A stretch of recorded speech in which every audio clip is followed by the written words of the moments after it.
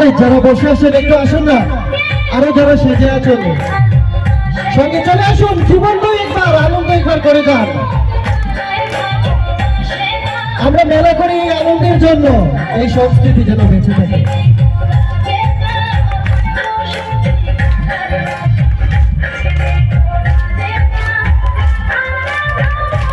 আরাধনা শুধুমাত্র একটা নাম নয়, এটা একটা আবেগ।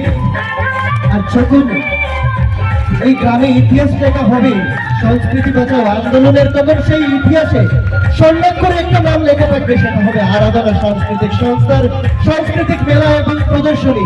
যে মেলায় অচেনা অপরিচিত মানুষরা একসঙ্গে মিলন তীর্থে এই প্রাঙ্গণকে পবিত্র করে দিয়েছিলেন দামাইল, এবং সেই দামাইলের সাক্ষী রয়েছিলাম আমরা সবাই।